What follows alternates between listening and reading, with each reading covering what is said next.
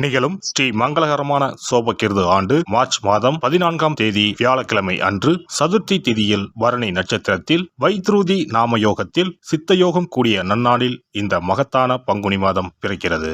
பிறக்கும் இந்த பங்குனி மாதத்தின் கிரக நிலைகளை பார்க்கும்போது மேசத்தில் குரு பகவானுடன் இணைகிறார் சந்திர பகவான். கன்னி ராசியில் கேது பகவானும் மகர ராசியில் செவ்வாய் பகவானும் உள்ளனர். சூரிய பகவான், புதன் பகவான், ராகு பகவான் மீன ராசியில் சஞ்சாரம் செய்கின்றனர். கும்ப ராசியில் சனி பகவானுடன் சுக்கிரன் உள்ளார். இம்மாத கிரக பெயர்ச்சி என எடுத்துக்கொண்டால் செவ்வாய் பகவான் மகரத்தில் இருந்து கும்பராசிக்கு பெயர்ச்சி அடைகிறார். சுக்கிர பகவான் கும்பத்தில் இருந்து மீனராசிக்கு பெயர்ச்சி அடைகிறார். சந்திர பகவானை பொறுத்தவரை மேசத்தில் ஆரம்பித்து 2.25 நாட்கள் வீதம் 12 ராசிகளை கடந்து ரிஷபத்தில் அமர்ந்து பலன்களை தரப்போகிறார். இம்மாத சிறப்பாக குரு பகவான் நீச நிலையில் இருந்து வக்ர நிலைக்கு மாறுகிறார். இதன் காரணமாக உச்ச பலன்களை அள்ளித் தரப்போகிறார் குரு பகவான். இந்த கிரக அமைப்பினால் உங்கள் வாழ்வில் ஏற்படக்கூடிய சுப மற்றும் அசுப பலன்கள் என்ன என்பதனையும், அசுப பலன் ஏற்படுமாயின் ராசிக்காரர்கள் செய்ய வேண்டிய பரிகாரம் என்ன, வழிபட வேண்டிய தெய்வம், வழிபடும் முறை என்ன என்பதனை பற்றி விரிவாக காண்போம். பிறக்க போகும் இம்மாதம் உங்கள் வாழ்வில் வளமும் நலமும் செல்வ செழிப்பும் பெற்று வாழ்வின் உயரிய நிலையை அடைய எல்லாம் வல்ல எம்பெருமானை வேண்டி விரும்பி கேட்டுக்கொள்கிறேன். கன்னிராசி அன்பர்களே, இந்த மாதம் புத்தி சாதுரியத்தை பயன்படுத்தி காரியங்களை வெற்றிகரமாக செய்து முடிப்பீர்கள். செயல்திறன் அதிகரிக்கும். ஆனால் பயணங்களின் போது உடல் ஆரோக்கியத்தில் கவனம் தேவை. தொழில் மற்றும் வியாபாரத்தில் நல்ல லாபம் கிடைக்க பெறுவீர்கள். பிரச்சனைகளை பேசியே தீர்த்து விடுவீர்கள். உத்தியோகத்தில் இருப்பவர்கள் பதவி உயர்வு, கூடுதல் பொறுப்பு கிடைக்க பெறுவார்கள். எதிலும் திட்டமிட்டு செயலாற்றுவதால் மேல் அதிகாரிகளின் பாராட்டுகள் கிடைக்கும். குடும்பத்தில் இருப்பவர்களிடம் அனுசரித்து நடந்து கொள்வது அமைதியை தரும். கணவன் மனைவி இருவரும் சேர்ந்து எடுக்கும் முடிவுகளால் குடும்ப விஷயங்கள் சாதகமாக நடக்கும். பிள்ளைகளால் பெருமை சேரும். பெண்களுக்கு அடுத்தவர் பேசுவதை காதில் வாங்காமல் தவிர்ப்பது நல்லது.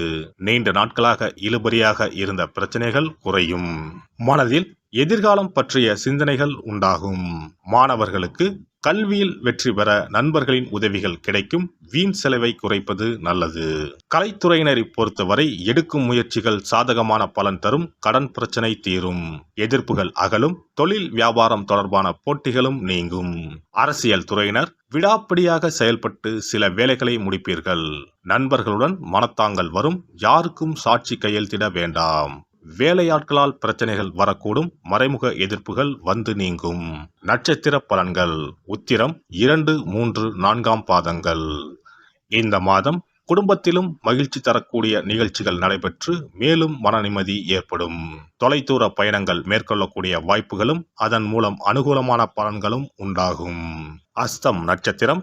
இந்த மாதம் துணிச்சலாக எதையும் செய்து முடித்து காரிய வெற்றி அடைவீர்கள். மற்றவர்களுடன் இருந்த பகை நீங்கும். பூர்வீக சொத்துக்களில் இருந்த சிக்கல்கள் தீரும். பணவரத்து கூடும். அரசாங்கம் மூலம் லாபம் உண்டாகும். நீண்ட தூர பயணங்களால் சாதகமான பலன் கிடைக்கும். சித்திரை 1, 2ஆம் பாதங்கள். இந்த மாதம் தொழில் வியாபாரத்தில் இருந்த தொய்வு நீங்கி விறுவிறுப்படையும். வசூலாக வேண்டிய கடன் பாக்கிகள் வசூலாகும்.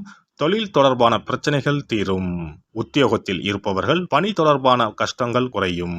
நரசிம்மரை வணங்க மனதில் தைரியம் உண்டாகும். எதிர்ப்புகள் அகலும். எதிலும் வெற்றி உண்டாகும். அதிர்ஷ்ட கிழமைகள் புதன் மற்றும் வெள்ளி. அதிர்ஷ்ட தினங்கள் பங்குனி 14 மற்றும் 15. சிறப்பு பரிகாரம்.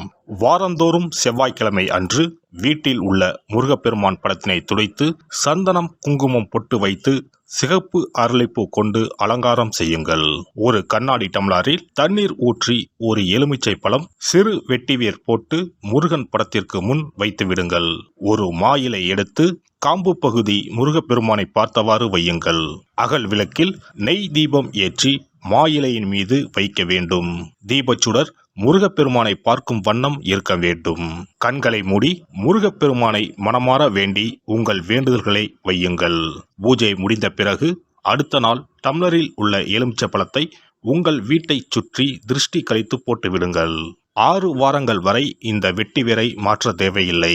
இவ்வாறு செய்து வழிபட்டு வர குடும்பத்தில் உள்ள எப்படிப்பட்ட கஷ்டமாக இருந்தாலும் அந்த கஷ்டத்திற்கு தீர்வு கிடைக்கும். நம்பிக்கை இல்லாமல் எந்த ஒரு வழிபாடும் செய்யக்கூடாது. நம்பிக்கையோடு செய்யும் பட்சத்தில் கைமேல் பலன் கிடைக்கும். இனி பங்குனி மாத சிறப்புகளும் வழிபாட்டின் பலன்களும் என்ன என்பதனை பற்றி காண்போம். பங்குனி மாதம் என்பது வழிபாட்டுக்கு உரிய மாதம். பங்குனி மாதம் வணங்குவதற்கும் பூஜைக்கும் உரிய மாதமாகும். ஒவ்வொரு மாதத்திலும் ஒவ்வொரு நட்சத்திரத்திற்கு முக்கியத்துவம் கொடுத்து விழாக்கள் நடத்துவது வழக்கம். ஆனால் பங்குனி உத்திர நட்சத்திரத்திற்கு மற்ற நட்சத்திரங்களை விட அதிக மகத்துவம் உண்டு. தெய்வ திருமணங்கள் அதிகம் நடைபெற்ற மாதம் பங்குனி மாதம். மாதங்களில் 12வது மாதம் பங்குனி, நட்சத்திரங்களில் 12வது நட்சத்திரம் உத்திரம். 12வது மாதமான பங்குனியும் 12வது நட்சத்திரமான உத்திரமும் இணையும் புனித நாள் பங்குனி உத்திரம் என்று கொண்டாடப்படுகிறது. எனவே பங்குனி மாத உத்திரத்தின் சிறப்புகள் அதிகம். பங்குனி உத்திர நாளில் அனைத்து ஆலயங்களிலும் சிறப்பு வழிபாடுகள் நடைபெறும். கிராம கோவில்களில் அக்னி சட்டி ஏந்துதல், பூஜைகள் விமர்சையாக நடைபெறும். எண்ணற்ற ஆலயங்களில் சுவாமி அம்பாள் திருக்கல்யாணம் நடைபெறும். சிலருக்கு கைகூடாமல் திருமணம் தள்ளி போனால் பங்குனி உத்திர நாளில் விரதம் இருந்து இறைவனை வழிபட்டால் வெகு சீக்கிரம் திருமணம் கைகூடும் என்பது ஐதீகம். அதோடு காதலிப்போர் மனதுக்கு பிடித்தவரை கரம் பிடிக்கவும் பங்குனி உத்திர விரதம் இருப்பது மிகுந்த பலனை கொடுக்கும். பங்குனி உத்திரம் கல்யாண விரதம் என்றும் அழைக்கப்படுகிறது. 8 வகையான மகா விரதங்களில் கல்யாண விரதமும் ஒன்று. ஆகவே இந்த நாளில் திருமணம் ஆகாத இளையோர் விரதம் இருந்து தமக்கு நல்ல வரன்கள் கிடைக்க வேண்டும் என்று சிவபெருமானையும் பார்வதி தேவியாரையும் வேண்டுவது நல்ல பலன்களை பெற்றுத்தரும். இத்தினத்தில் மேற்கொள்ளும் விரதம் மிகவும் விசேஷமானது. நீண்ட நாள் ஒற்றுமையுடன் வாழ விரும்பும் தம்பதியர் விரதம் இருந்து சிவனுக்கும் சிவ பார்வதிக்கும் அபிஷேகம் செய்வார்கள்.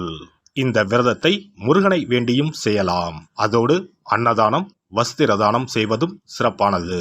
ஜாதக தோஷத்தால் திருமணம் தடைப்பட்டவர்கள் வழிபாடு மேற்கொள்ளவும் சிறந்த நாள் இதுவாகும். செவ்வாய் தோஷம் காரணமாக திருமண தடைகளை சந்திப்பவர்களுக்கு பங்குனி உத்திரத்தன்று முருகனை மனமுருகி வணங்கினால் திருமண தடைகள் நீங்கி திருமணம் சுபமாக முடியும். குழந்தை பேரில்லாமல் தவிப்பவர்கள் பங்குனி மாத விரதம் இருந்து அம்மன் கோவில்களுக்கு சென்று வழிபட அந்த அம்மனின் அனுக்கிரகத்தால் நிச்சயம் புத்திர பாக்கியம் கிடைக்கும். தொழில் மற்றும் வியாபாரங்களில் ஈடுபடுபவர்கள் தமிழ் வருடத்தின் கடைசி மாதமான பங்குனி மாத தினத்தில் திருஷ்டி பூசணிக்காய் வாங்கி உங்கள் வியாபார இடங்களை திருஷ்டி கழித்து அதற்குரிய நேரத்தில் உடைக்க வேண்டும். இப்படி செய்வதால் உங்களுக்கு இந்த ஆண்டு ஏற்பட்ட தோஷங்கள் அனைத்தும் நீங்கும். பங்குனி உத்திர நன்னாளில் நம்மால் முடிந்த அன்னதானங்களை செய்வது மிகுந்த புண்ணியம் தரும். எலுமிச்சை சாதம் அல்லது தயிர் சாதம் அல்லது சர்க்கரை பொங்கல் என அன்னதானம் செய்யலாம். அதேபோல் நம்மால் முடிந்த அளவுக்கு மஞ்சள், சரடு, குங்குமம், கண்ணாடி என மங்கள பொருட்களை பெண்களுக்கு வழங்குவது விசேஷ பலன்களை கொடுக்கும்.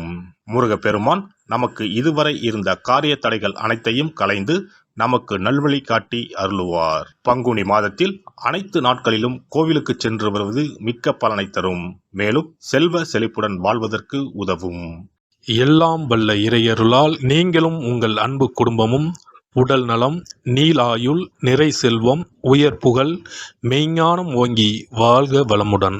இந்த வீடியோ பதிவு உங்களுக்கு பிடித்திருந்தால் லைக் பண்ணுங்க, கமெண்ட் பண்ணுங்க, ஷேர் பண்ணுங்க, மறக்காம சப்ஸ்கிரைப் பண்ணுங்க, பக்கத்துல இருக்கிற பெல் பட்டனை கிளிக் பண்ணுங்க. நன்றி, வணக்கம். ஓம் நமச்சிவாய. சிவாய நம.